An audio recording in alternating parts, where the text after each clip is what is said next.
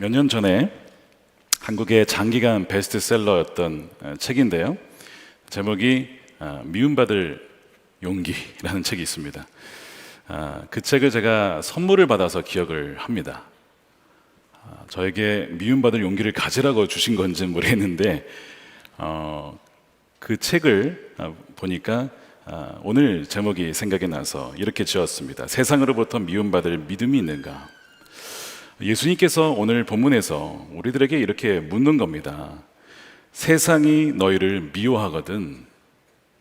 19절에 내가 너희를 세상에서 가려 뽑아냈으므로 세상이 너희를 미워하는 것이다 라고 하면서 너에게는 지금 이런 미움받을 그런 믿음이 있느냐? 나 때문에, 나를 믿기 때문에 세상으로부터 받는 미움 받는 그 일이 있느냐라고 주님은 물으시는 거예요. 예수님 믿으면 모든 것이 다 형통하고 어려움도 없고 평안할 것 같아서 믿었는데 이게 도대체 무슨 날벼락 같은 소리냐. 아마 오늘 말씀 듣고 이제 다음 주부터 안 보이실 분도 계실지 모르겠어요. 근데 분명히 예수님께서 이런 말씀을 하셨어요. 지난주에 포도나무에 가지가 정말 붙어 있으면 열매를 맺는다. 그 열매는 바로 성령의 열매, 주님을 닮아가는 열매, 사랑에 대한 말씀을 하셨습니다. 그 사랑의 열매를 내가 맺고 있으면 내가 주님 안에 머물러 있는 것이고, 그렇지 않다라고 한다면 붙어 있는 것 같지만 실은 아닌 것이다 라고 말씀하신 거죠.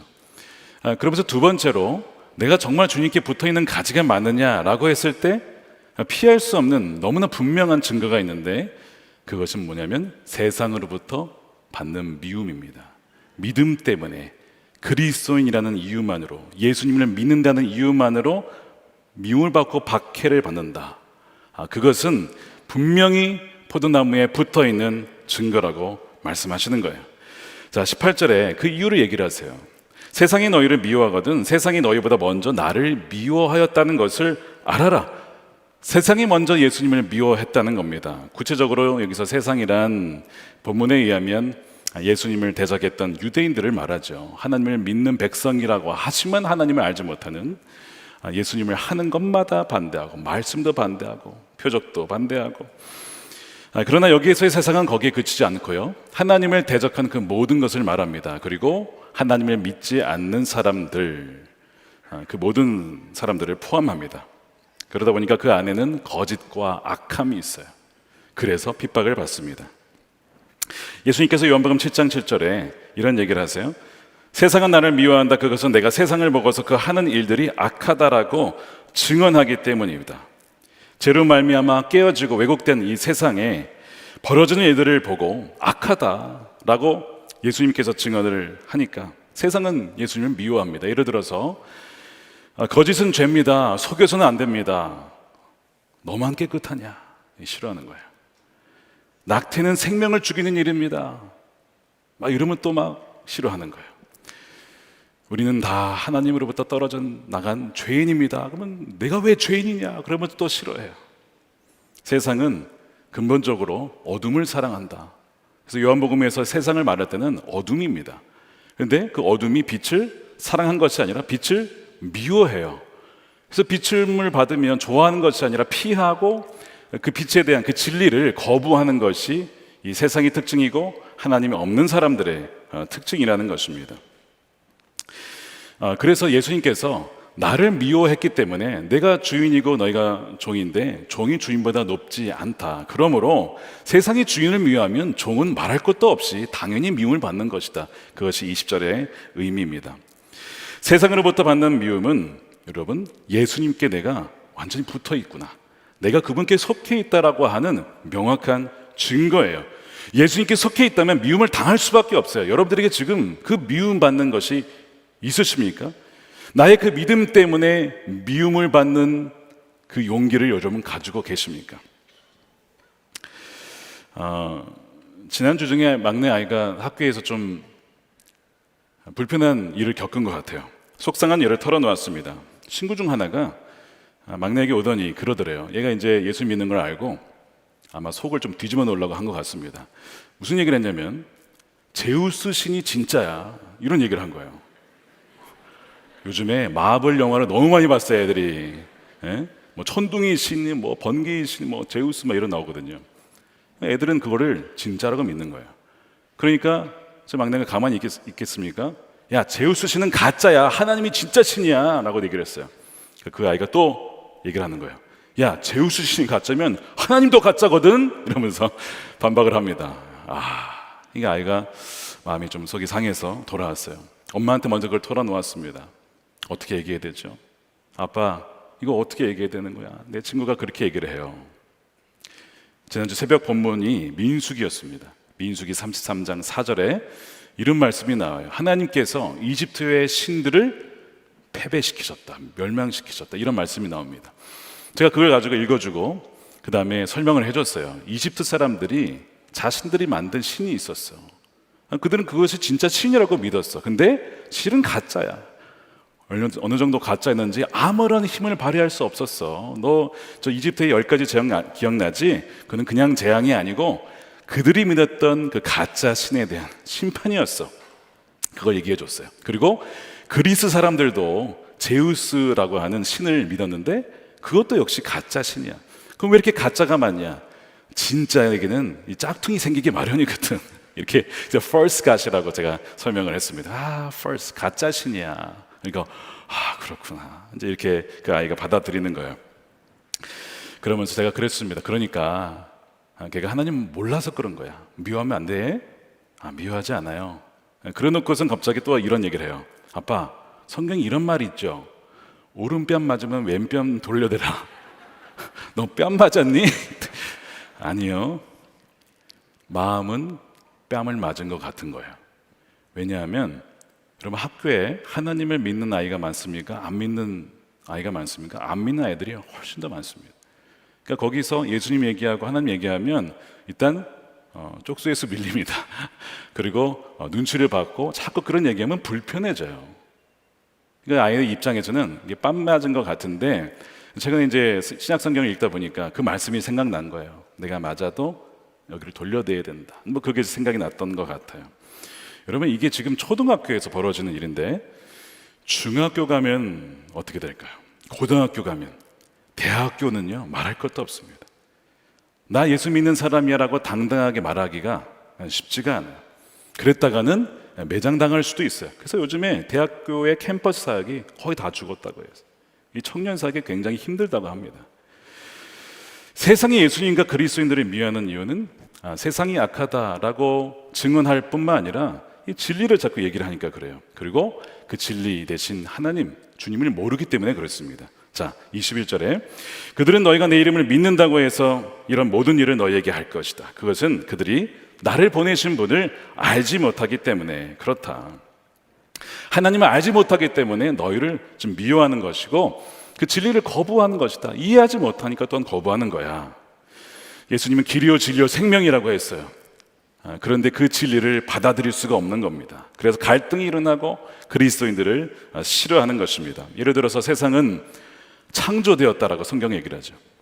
그리고 말씀으로 창조가 되었다, 이렇게 얘기를 합니다. 창세기 1장 1절에 태초에 하나님이 천지를 창조하셨다. 요한복음 1장 2절에 보면 그는 태초에 하나님과 함께 계셨다. 모든 것이 그로 말미암아 창조되었으니 그가 없이 창조된 것은 하나도 없다. 창조된 것은 그에게서 생명을 얻었으니 그 생명은 사람의 빛이었다. 말씀이신 예수님으로 말미암아 지음받지 않은 것이 없다. 그분이 말씀이셔서 창조하셨다라고 성경은 이야기를 해요. 근데 세상은 이것을 이해하지 못합니다. 그게 말이 되냐? 창조라는 게 말이 되냐? 무에서 유가 어떻게 일어날 수 있어? 그래서 이제 아까 학교에서 이제 2차 논쟁이 또 벌어집니다. 그 친구가 또 와가지고 사람은 동물이야 또 한마디 하고 갑니다. 왜 또 그런 얘기를 또 던지고 가요? 화나게. 그래서 얘가 사람은 동물이 아니야 라고 했는데 자기도 약간 헷갈려요. 그게 맞는 것 같기도 하고. 아빠, 어떻게 얘기해야 돼요? 또 그러는 거예요. 이게 지금 초등학교에서 이게 신학적, 철학적 무슨 별 다 논쟁이 벌어집니다. 그리고 사람은 동물이다? 어쩔 때는요 그런 생각이 들 때가 있어요. 재산 때문에 부모님을 죽이고 막 폐륜을 벌이는 사람들을 보면 야, 이건 좀 동물보다 못한 거 아니냐, 이런 생각이 들 정도로 그러면 이제 그 사람은 동물이다라고 보는 사람들은 그 동물이라서 그래, 인간이 원래 그래, 이렇게 해석하면 뭐 편할 수도 있어요. 근데 분명히 성경은 뭐라고 하냐면 사람은 동물이 아니다.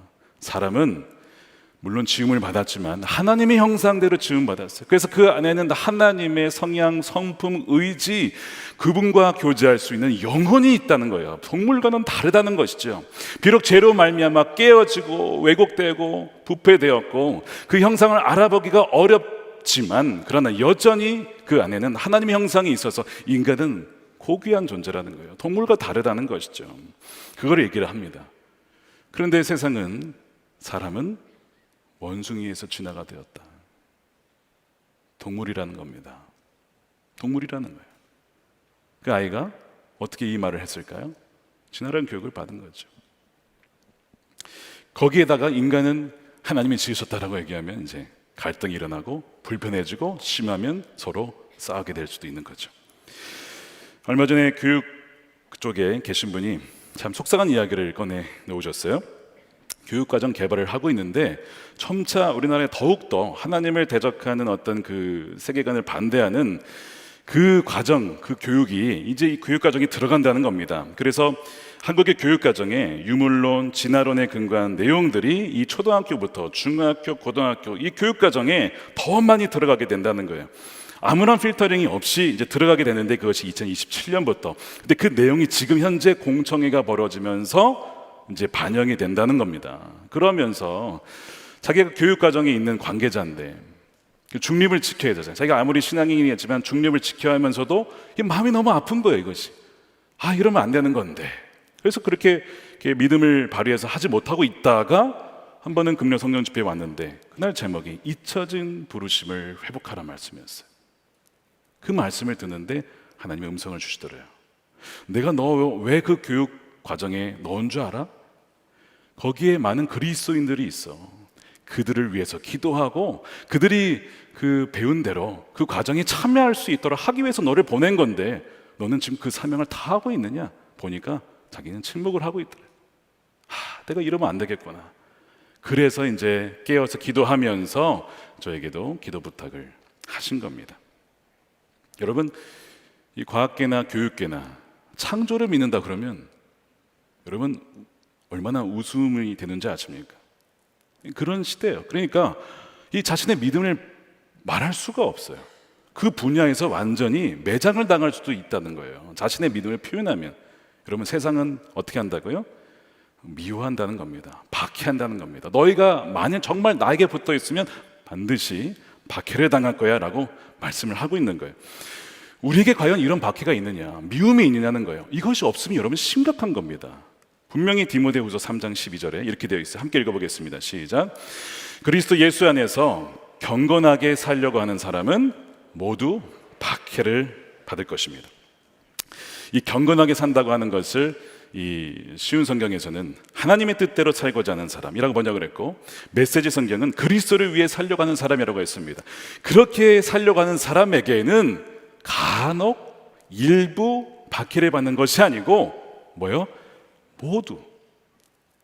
정말 그리스도인이라면, 정말 포도나무에 붙어있는 가지라면 모두가 박해를 받는다는 거예요. 이게 지금 주님이 하신 말씀입니다. 하나도 빠짐없이 그런 어려움이 있을 것이라는 겁니다. 그래서 다시 한번 오늘 이 말씀은요, 내가 붙어있기는 하지만 실은 열매를 맺지 못하는 껍데기만 가지 아니냐, 그것을 다시 한번 점검해보라. 나에게 이런 박해가 있느냐는 것을 보라는 것입니다. 18세기 영국의 설교자여 감리교 운동을 일으켰던 존 웨슬리가 말씀을 전하면 하나님께서 회개케 하셔서 열매 맺게 하는 정말 놀라운 일도 있었지만요, 어떤 일도 있었냐면 돌 맞는 일들이 많았어요. 사람들이 싫어하던 거예요. 죄인이다, 안 그러면 지옥 간다, 이런 얘기를 하니까 사람들이 막 듣기 싫어하면서 돌 던져서 죽을 뻔한 경우가 한두 번이 아닙니다. 그런데 어느 날 그가 말을 타고 가는데 이걸 느꼈어요. 지난 3일간 돌 맞은 일이 없는 거예요. 그러면 감사하죠. 하나님이 보호해 주신 거 아닙니까? 그런데 그 생각이 들었어요. 분명히 경건하게 살고자 하면 박해를 받는다고 했는데 내가 지금 너무나 평안하게 지금 다니고 있어. 위기의식이 들면서 말에서 내립니다. 그러면서 점검해 보는 거예요. 내가 지금 무슨 하나님께 죄를 지은 건 아닌가? 내가 영적으로 지금 백슬라이딩 한 거 아닌가? 그러니 기도를 합니다. 하나님, 제게 지금 무엇인가 문제가 있다면 깨닫게 해주십시오. 알게 해주십시오. 라고 막 간절히 기도를 해요. 그걸 들었더니 옆에 있던 동료 사역자가 내가 웨슬리를 좀 도와줘야겠다 하여 돌을 던집니다. 이렇게 돌을 던졌는데 그 빗나갔어. 그러니까 자기가 이제 존 웨슬리가 기도를 하다가 돌 빗나간 거를 딱 이렇게 들은 거야. 주님 감사합니다. 제가 아직 주님의 임재 안에 있군요. 주님이 저를 버리지 않으셨군요. 제가 제대로 가고 있군요. 우스운 에피소드인데 존 웨슬리가 자신을 점검할 때 했던 그 기준 중에 하나는 믿음 때문에 박해를 받고 있느냐, 세상으로부터 미움을 받고 있느냐, 그거였다는 거예요. 왜냐하면 경건하게 살려고 하면, 하나님의 뜻대로 살려고 하면, 그리스도를 위해 살려가다 보면 반드시 박해가 있을 것이라고 했기 때문에 그렇습니다. 종교개혁을 한 마틴 루터가 이런 얘기를 했어요. 교회의 표지는 무엇이냐? 고난이다. 고난은 교회의 표지다. 교회는 복음 때문에 박해를 받고 고문을 당하는 사람들의 공동체다라는 거죠. 물론 우리가 구별해야 될 박해가 있어요. 여기서 말하는 세상으로부터의 미움은 말씀대로 살지 않고 하나님의 뜻대로 살지 않아서 세상으로부터 지탄을 받거나 비판을 받는 것을 말하지 않습니다. 그리스도인임에도 불구하고 공중도덕을 지키지 않고 이기적으로 살아가고 이웃에게 피해를 줌으로써 받는 미움을 말하는 것이 아니에요. 우리 교회 성도들은 아무도 그런 분이 없는데요, 간혹 이런 경우가 있다고 해요. 다른 데는 주택가에 주차를 해놓고 예배를 드리는 거예요. 근데 전화가 왔어요. 내가 지금 예배를 드리는데 박해가 왔어. 나를 방해한다 이거야. 그 박해 아닌 거죠. 그 박해 아닙니다.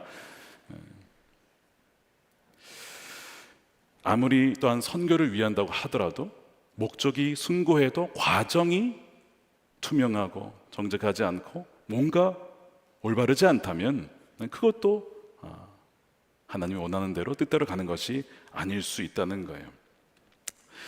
여러분, 그리스도인이면 그럼 무조건 다 박해만 받냐? 칭찬받을 수 있는 거 아닙니까? 그럴 수 있죠. 여러분, 성경에 그리스도인들이 칭찬받는 데가 나와요. 사도행전 2장에 나옵니다. 거기에 보면 초대교회 성도들이 서로 물건을 나누고 서로 통용하면서 가난한 사람들을 도와주고 자기의 재산을 바쳐서 그들을 이 모습을 보더니 사람들이 어떻게 했냐면 칭찬을 합니다. 사도행전 2장 47절이에요. 하나님을 찬양하였다. 그래서 그들은 모든 사람에게서 호감을 샀다. 다른 번역에는 칭송을 받았다라고 했습니다. 주님께서는 구원받는 사람을 날마다 더하여 주셨다. 세상 사람들이 보기에는 자기들은 개인주의, 물질주의, 자기만을 위해 살아가는데 이 예수 믿는 사람들이라고 하는 이 사람들은 무슨 물건을 서로 나눠 쓰고 어려운 사람들에게 자기 것을 주는 그런 삶을 사는 거예요. 그러니까 참 신기하다. 호감을 사고 또한 칭찬도 받았더라는 거예요. 분명히 그런 일들도 있어야 합니다. 왜냐하면 우리는 세상에 빛과 소금으로 부름받았으니까. 그러니까 칭찬이 있어야 돼. 분명. 세상으로부터 정말 교회는 다르다라고 하는, 그리스도는 다르다라는 것은 칭찬을 받아야 됩니다. 그러나 분명히 또 뭐가 있어야 돼요? 미움받는 것도 있어야 돼요. 신앙 때문에 겪는 박해가, 이 두 가지가 동시에 있어야 된다는 거예요. 만약 나에게 이 박해는 없고 칭찬만 있다라고 했을 때는 한번 잘 봐야 되는 게 뭐냐면, 내가 세상에 칭찬받으려고 혹시 말씀을 타협한 것은 있지 않을까? 거기에 맞추려고 한 것, 내가 포기한 것은 있지 않을까? 그것을 한번 돌아봐야 됩니다. 예수님께서 뭐라고 하셨냐면, 너희가 내게 속하지 않고 세상이 속해 있다면 분명한 증거가 있는데 그것은 세상이 너희를 환영하고 사랑할 거야 라는 말씀을 하시죠. 19절입니다. 너희가 세상이 속하여 있다면 세상이 너희를 자기 것으로 여겨 사랑할 것이다. 세상이 너는 우리 편이네 하는 거 보니까 너의 사고방식과 라이프 스타일은 완전 우리 편이네. 이게 너무 딱 맞는 거예요. 야, 너 물건 사는 거 보니까 딱 우리 스타일이야. 너 지출하는 거 보니까 너무 나랑 맞아. 세상이 너무 공감해 주는 거예요. 별로 거기에 거리낄 것이 없어요. 마음이 통하는 것입니다. 죽이 잘 맞는 거예요. 예수님을 믿긴 하는데 어떤 사람들은 하나님께 가는 길은 여러 길이지. 너도 그렇게 생각하니? 나도 그렇게 생각해. 이게 맞는 거예요. 종교다원주의를 얘기를 해요. 근데 만약 거기에서 하나님께 가는 길은, 유일한 길은 예수님밖에 없어. 예수님 이름으로만 구원받는 거야. 그러면 이게 이제 분위기가 살벌해지는 겁니다. 근데 만약에 그렇지 않다라고 한다면 뭔가 이 세상하고 짝짝꿍이 잘 맞는다는 것이죠. 하늘의 시민권자인 줄 알았는데 실은 한 번도 하늘의 시민권자가 된 적이 없고 처음부터 계속 세상에 속해 있는 거예요. 한 번도 위로부터 거듭난 적이 없는 것일 수 있어요. 한 번도 위로부터 오는 성령을 받은 적이 없는 것일 수 있어요. 그래서 세상하고 너무 잘 맞는 거죠. 세상의 흐름과 별로 거스를 게 없는 거예요. 내 마음에 저항이 없어요. 갈등이 없어요. 왜 그런가? 칭찬받는 게 아니라 세상에 속해 있는 거예요. 그렇기 때문에 어려움이 없는 것입니다.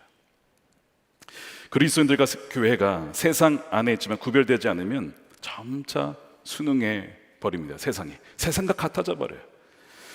그런 교회를 세상을 향해 곁눈질하는 교회, 세상을 향해 노심초사하는 교회, 세상에 굽신거리는 교회, 이렇게 표현을 합니다. 세상에 굽신거리고 지나치게 순응한 나머지 그 짠맛을 잃어버려서 짓밟힘을 당해요. 그러면서 세상이 그러죠. 야, 너희나 우리나 별로 다를 바가 없는데, 이런 얘기를 합니다. 교회가 세상 문화에서 물들어 버리면 어떻게 하면 교회가 세상이 잘 봐줄까? 그렇게 하다 보면 진정한 기독교의 정체성을 잃어버리고 흉하게 변질되어 버립니다. 짠맛을 잃어버리고 맛을 잃어버리는 것이죠. 역사상 독일의 교회가 그랬어요. 나치가 일어났을 때, 히틀러가 일어났을 때 80%가 넘는 그리스도인들이 어떻게 한지 아십니까? 히틀러와 나치를 찬양했습니다. 하나님이 보내주신 메시아다. 히틀러는 이 어려운 나라와 경제를 일으킬 메시아를 하나님이 보내주셨다라고 찬양을 했습니다. 지지했습니다. 그러니까 나치와 대립이 있었을까요? 없지요. 나치와 손잡고 가는 거예요. 같이 가는 거예요. 밖에 없습니다. 칭찬을 받습니다. 세상으로부터. 나치를 지지해 주는 거예요. 신학적으로 기도해 주면서, 찬양하면서. 이것이 세상에 곁눈질하며 굽신거리며 노심초사하는 교회. 혹시 이 세상이 우리를 버리면 어떡하지? 이제 너 필요 없어 하면 어떡하지? 그러니까 세상에 정해준 자리가 있어요. 너는 거기에 머물러 있어. 더 이상 얘기하지 마. 우리가 말하라고 할 때만 말해. 완전히 길들여진 교회가 되는 거죠. 세상에 종로를 타는 교회가 될 수 있어요. 그런데 그 당시에 깨어있는 소수의 그리스도인들이 있었습니다. 고백교회 성도들이에요. 그들은요, 죽을 각오하고 뭐라고 했는지 아십니까? 우리의 고백, 마땅히 우리의 신앙과 충성이 대상해야 될 분은 어떤 그 사람이 아니라 오직 우리 예수 그리스도 뿐이십니다. 선언을 합니다. 바르면 선언이에요. 목숨 걸고 하는 거예요. 그 당시에 얼마나 용감했는지 몰라요. 미움받을 용기가 아니고요, 죽을 용기, 죽을 각오를 하고 그 선언을 했어요. 얼마나 핍박을 받았는지.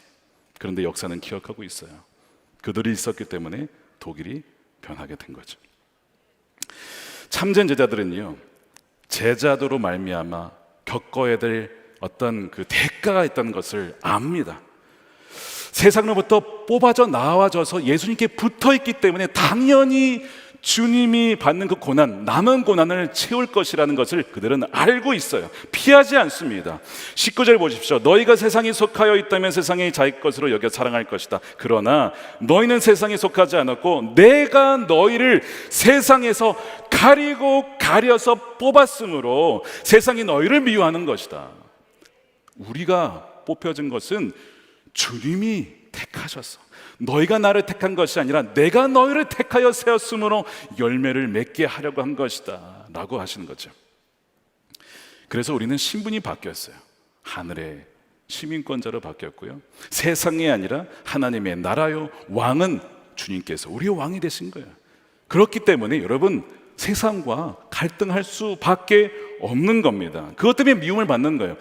그리스도인들은 참 독특한 이중 정체성을 갖고 있습니다. 세상에 살지만 그러나 하늘의 시민권을 가진 자예요. 현재에 살지만 현실을 초월하는 자들입니다. 세상 사람들과 옷 입는 거나 먹는 거 비슷하지만 그러나 그의 내면은 성령으로 거듭난 구별된 자들입니다.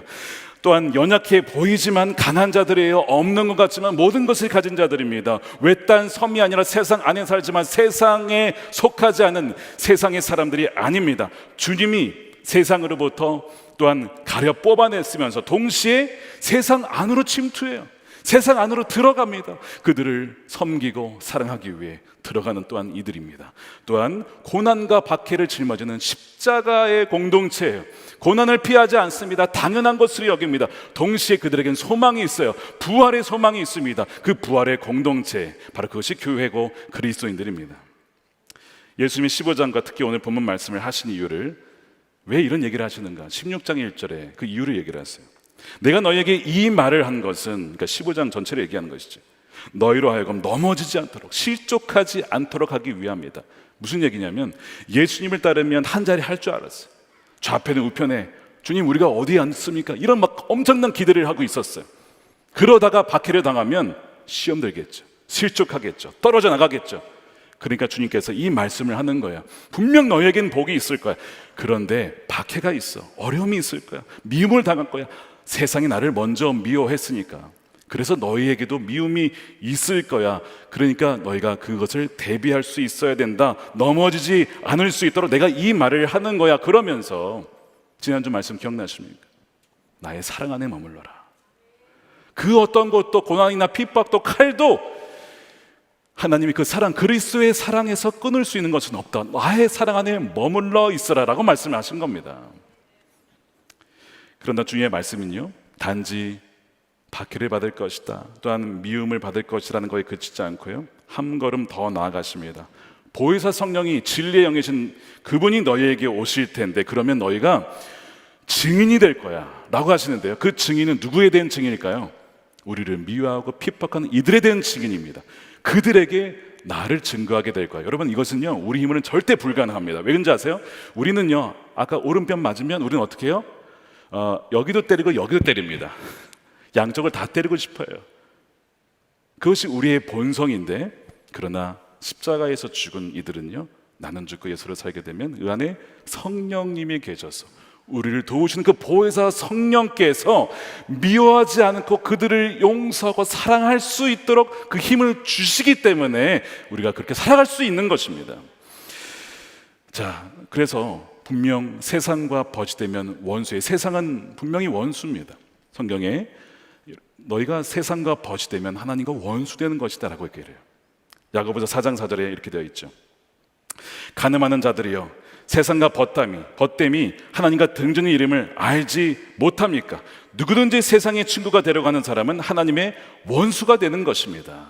원수가 되는 것입니다. 분명히 세상은 원수예요. 그런데 동시에 세상은, 성경이 뭐라고 하냐면 하나님의 세상을 이처럼 사랑하사 사랑할 대상이라는 것입니다. 우리의 사명은요 이거예요. 진리로 세상에게 증언하는 거죠. 그러다 보면 많은 미움과 박해를 당합니다.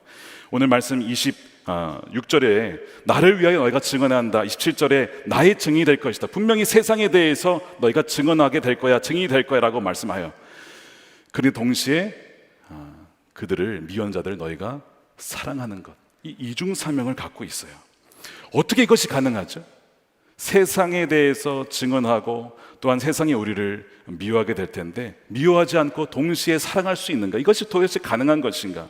여러분, 스데반 이야기를 다시 한번 말씀드릴게요. 스데반이 사람들에게 증언을 하는데 너희가 성령을 거역하고 있어. 성령을 거역하고 있어. 너희 조상 대대로 성령을 거역하고 있어. 담대하게 얘기합니다. 목숨의 위협을 받는 상황 속에서도 그렇게 할 수 있는 이유는 왜 그럴까요? 성령이 충만하니까. 성령이 충만하니까 담대하게 미움받을 그 모든 상황을 알고도 목숨을 걸고 증언을 해요. 그것이 사도행전 7장 51절입니다. 목이 곧고 마음과 귀에 할례를 받지 못한 사람들이요, 당신들은 언제나 성령을 거역하고 있습니다. 당신의 조상들이 한 그대로 당신들도 하고 있습니다. 막 그러니까 사람들이 얼마나 듣기 싫을까. 이 스데반을 죽이려고 돌로 쳐 그를 죽이죠. 그러니까 지금 스데반은 분명히 세상을 향하여서 진리를 증언하고 있습니다. 세상이 악하다고 증언을 하고 있어요. 진리의 말씀을 증언하고 있습니다. 그러나 동시에 스데반이 죽을 때 뭐라고 하죠? 그 세상을 미워합니까? 아니에요. 스데반이 한 말씀이 60절이죠. 7장 60절입니다. 이 말씀을 함께 읽어볼게요. 시작. 그리고 무릎을 꿇고서 큰 소리로 주님, 이 죄를 저 사람들에게 돌리지 마십시오 하고 외쳤다. 이 말을 하고 스데반은 잠들었다. 담대한 증언과 동시에 우리를 미워하고 핍박하는 그들에 대해서 미워하는 것이 아니라 그들을 용서하고 사랑하는 것, 이것이 우리에게 주어진 이중사명인데 우리 힘으로는 안 됩니다. 누구 때문에 가능해요?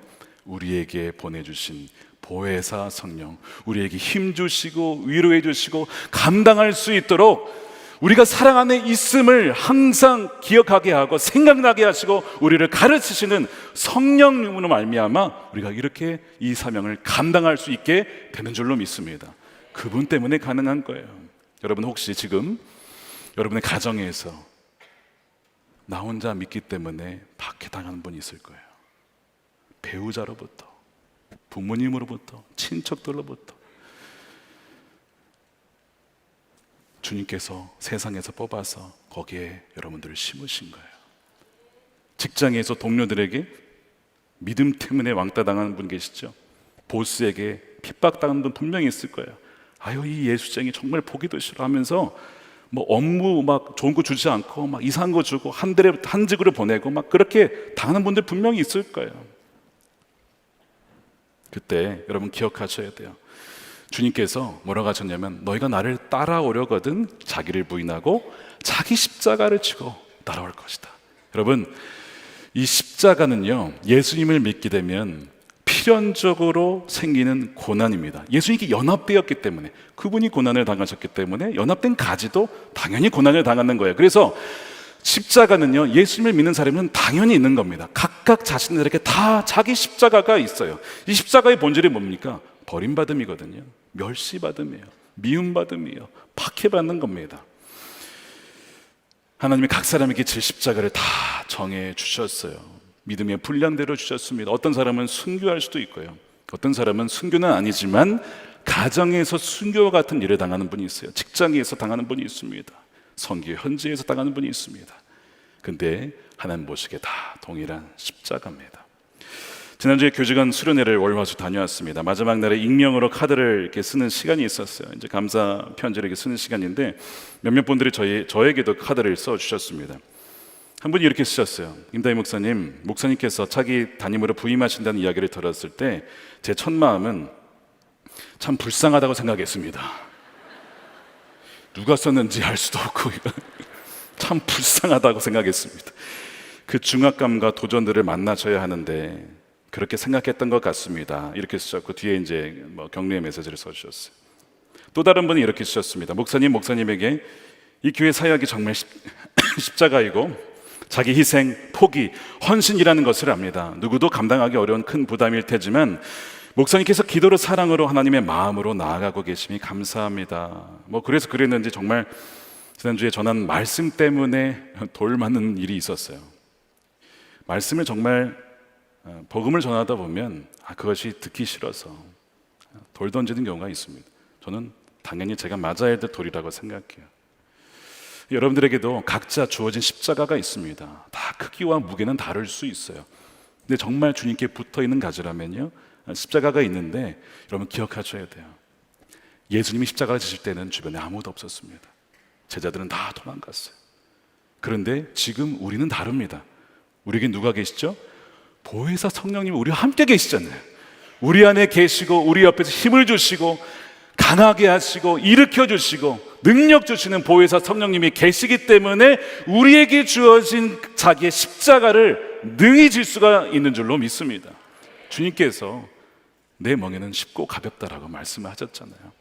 그래서 우리는 우리의 십자가를 다 지고 갈 수가 있는 겁니다. 여러분, 이 말씀을 기억하십시오. 마태복음 5장 10절입니다. 의를 위하여 박해를 받는 사람은 복이 있다. 하늘나라가 그들의 것이다. 너희가 나 때문에 모욕을 당하고 박해를 받고 터무니없는 말로 온갖 비난을 받으면 복이 있다. 너희는 그러므로 기뻐하고 즐거워하라. 하늘에서 받을 너희의 상이 크기 때문이다. 너희보다 먼저 온 예언자들도 다 이와 같이 박해를 받았다는 것입니다. 여러분, 이 말씀을 여러분 약속의 말씀으로 받으십시오. 취하십시오. 주님, 우리에게 기꺼이 미움받을 용기와 믿음을 주십시오. 우리에게 주어진 자기 십자가를 피하지 아니하고 능히 주께 주신 그 성령으로 말미암아 지고 가서 이 십자가의 길 끝까지 하나님 완주할 수 있도록 하나님 그 길을 하나님 함께 동행해 주옵소서. 이 복된 길을 걸어가시는 저와 여러분들의 삶이 되시기를 주님의 이름으로 축원합니다. 우리 기도하겠습니다. 여러분, 무거운 십자가가 있으실 겁니다. 주님, 너무나 나에게 주어진 이 십자가가 버겁습니다. 미움받고 모욕을 당하고 핍박을 받고 정말 터무니없는 말로 오해를 받을 때도 참 많이 있고요. 직장에서 왕따를 당하기도 합니다. 예수 그 이름 때문에, 내 이름 때문에 핍박을 받는 너희는 복이 있다. 하늘나라가 너희의 것이다. 이 말씀을 꼭 여러분 기억하십시오. 그리하여서 십자가를 여러분 지시되 주님이 함께 해주시는 거예요. 성령님이 함께 해주십니다. 주님, 십자가를 져버렸는데 그 십자가를 지고 가겠습니다. 끝까지 이 길을 걸어가겠습니다. 우리 함께 것을 놓고 함께 기도하도록 하겠습니다.